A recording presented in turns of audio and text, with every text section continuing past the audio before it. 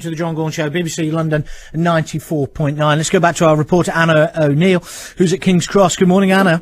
Good morning, John. I've got some rather grim news to tell you, John. I've just been speaking to a number of people here, eyewitnesses to what's been going on in and around the streets around King's Cross and Euston.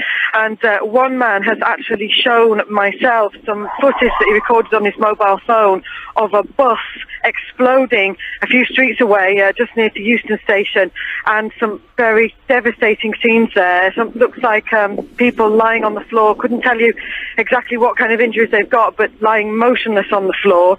I've also been speaking to another man evacuated in the last few minutes from King's Cross Station, who heard an explosion and then saw lots of people coming out of the tube, covered in soot, some of them covered in blood. So we are not sure yet whether it is still this power surge that we were all hearing about this morning, or in fact whether something more sinister is going on around here this morning. But let's not speculate on that at the moment. Just tell me about the bus. The bus was in Russell Square, I believe? I'm not entirely sure. The man himself wasn't sure, but he because he, as you can imagine, he was quite shocked and dazed about what he'd seen. He was basically walking down the road and he saw the back of the bus explode. He filmed footage of it on his mobile phone.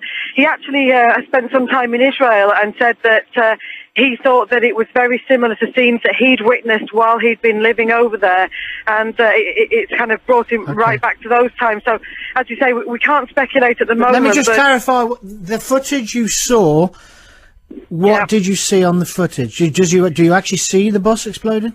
You could see the back of the bus, which had all sort of smoke and flames coming out of it. Obviously, he hadn't actually captured the moment that the bus exploded. No. What he captured was the seconds after that bus had exploded. And as he gets nearer, you can see people lying on the floor and the bus basically in tatters. And it was a double-decker bus? It looked like a single-decker, but hard to tell. Had he seen people injured, and indeed have you?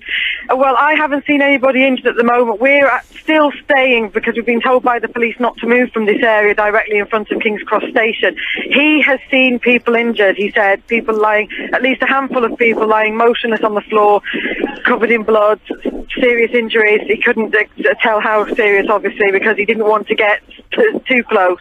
But some quite grim news from around King's Cross and Euston this morning, John. But at the moment you've been told you cannot move from that area. We've been told that we need to stay away from the main area of King's Cross and go down the side streets. Now, lots of people are milling around the side streets here, and of course, people hanging around because they don't know where to go or what to do. I mean, I must say that the atmosphere, though, is not one of panic, and in fact, a couple of people have said that to me, that they've been very surprised at how calm everybody's being.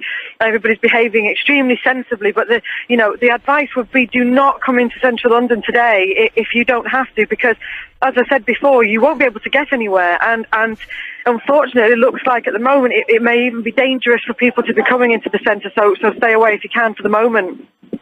Okay, and I think we'll leave it there, Anna, unless you've got anything else to tell us at this point. No, I'll keep you updated as and when we find out what's happening.